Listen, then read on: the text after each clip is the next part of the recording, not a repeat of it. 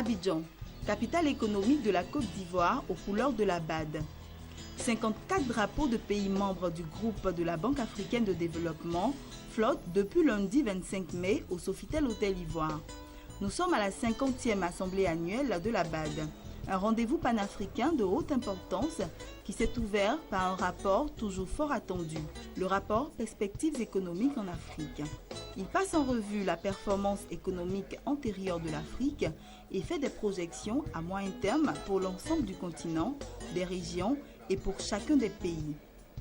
Il ressort du rapport 2015 que les économies africaines enregistreront une croissance de 4,5% en 2015 et pourraient même atteindre 5% en 2016, convergeant ainsi avec tous les taux actuellement observés en Asie. Le rapport il dit qu'on note une croissance en Afrique qui revient à la croissance qu'il y avait il y a 3 ans.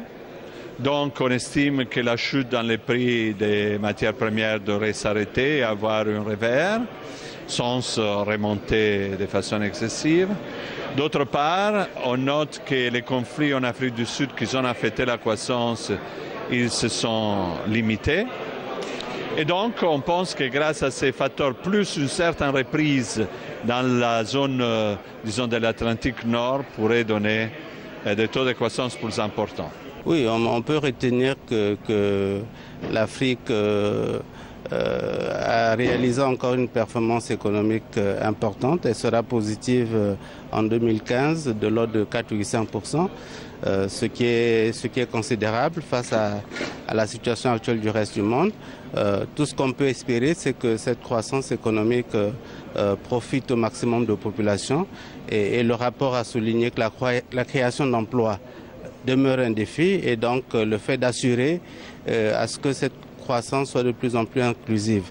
Mais le rapport a montré aussi que les chocs extérieurs, notamment les thèmes de l'échange et surtout la chute des prix des coûts des produits primaires, affectent négativement la croissance dans les pays exportateurs de produits primaires. Africa has a good perspective.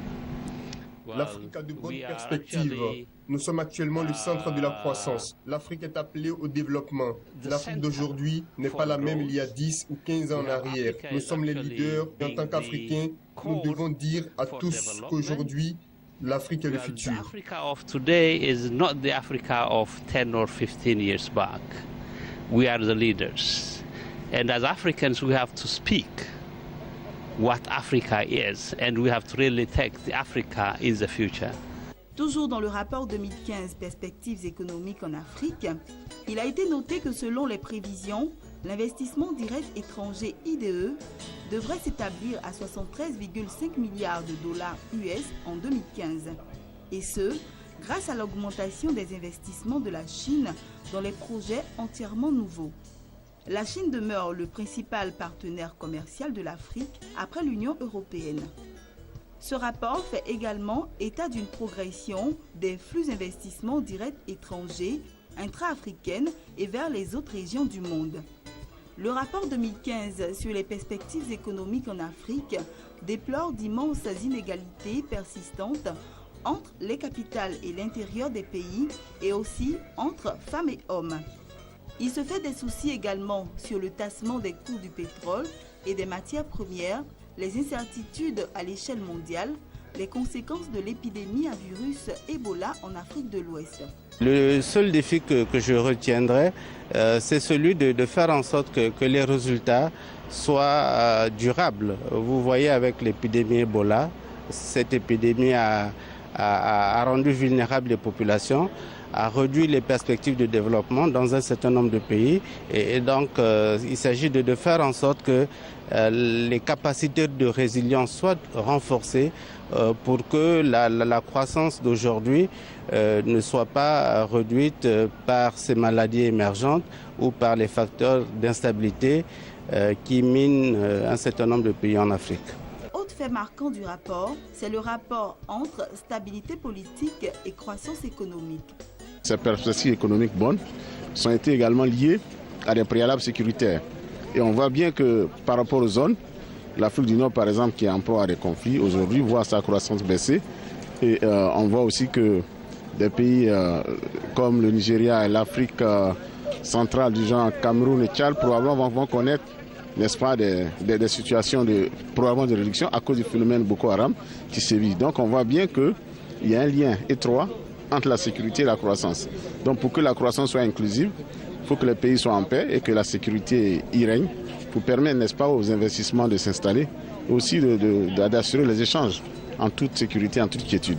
Si le rapport 2015 sur les perspectives économiques en Afrique se félicite des avancées d'un continent en pleine mutation, une question était sur toutes les lèvres. Pourquoi la croissance applaudie par tous a toujours du mal à profiter aux plus démunis? Nous, on a souvent ciblé la croissance comme l'objectif seul et unique. Alors, je me souviens d'un professeur de moi que je disais, demandez à un pays quelle croissance il fait, c'est comme si tu vas avoir un docteur et il te demande seulement ton poids. Donc, surtout dans mon cas, je ne serais pas content. Il y a d'autres indicateurs qui vous disent si vous allez bien ou non. Et donc, il faut qu'on commence à regarder la qualité de vie et pas seulement la croissance comme indicateur. Et je comprends les gens qui disent il y a croissance, mais je ne la vois pas, parce qu'elle est limitée à une partie de la population. Récemment, j'étais avec Mme Bachelet, le président du Chili. Elle disait que quand elle se déplace dans les municipalités au dehors de la capitale, elle dit le Chili a 24 000 dollars des revenus par tête. Beaucoup de gens lui disaient qui a pris mes 23 500 parce que je n'ai que 500. Voilà, les inégalités, il faut les réduire parce que une société, pour être existante et cohésive, il faut que les gens ils se sentent appartenir. Mais les inégalités sont trop criantes. Des fois, les gens ils commencent à dire on n'appartient pas à la même société. Et voilà les tensions, voilà les conflits, voilà les difficultés. Il faut avoir comme objectif la croissance, mais aussi sa distribution, l'éducation, la santé et beaucoup plus. Chaque croissance a besoin de temps pour que toute la population participe à cela. Il y a, même si vous avez beaucoup de politiques mises en place, et je crois beaucoup de pays en Afrique ont fait ça, surtout aussi ici en Côte d'Ivoire, ça prend un peu de temps. Ça ne se fait pas d'un jour à l'autre. Il y a d'abord la nécessité d'une croissance et après la nécessité d'une bonne distribution des biens. Et je crois ça, au moins ici en Côte d'Ivoire, on est en train de faire cela. Jusqu'à ce que tout le monde participe, ça va prendre un peu de temps, mais ça arriver sûrement. Well, that would not happen overnight. It is a process. Development is not something that would happen overnight. Yes, there are some development, there are some economic growth that we would see, but that would actually take time to reach everybody. And of course, there we should have a very good system in Africa where we can say that the growth or the citizens can benefit from the growth. But it will take time. It's not something that would happen today. Well, I mean, you have to develop the middle class.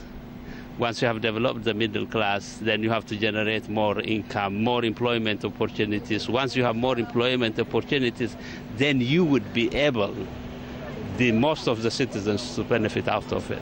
Autre challenge à suivre de près en Afrique, la population du continent va tripler d'ici en 2050. Danger à l'horizon ou opportunité à saisir.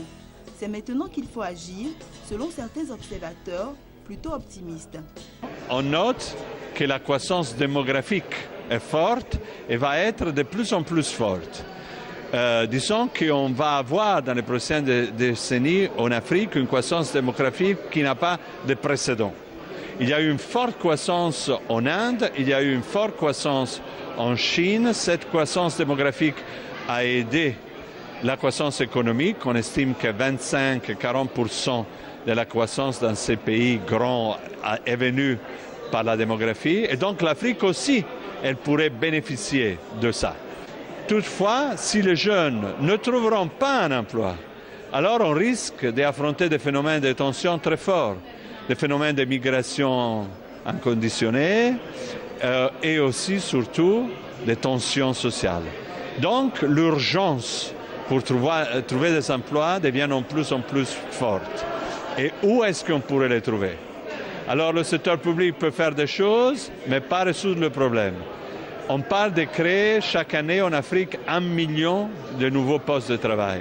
Alors ce n'est pas le secteur public, en plus avec ses ressources maigres, qui peut donner une réponse.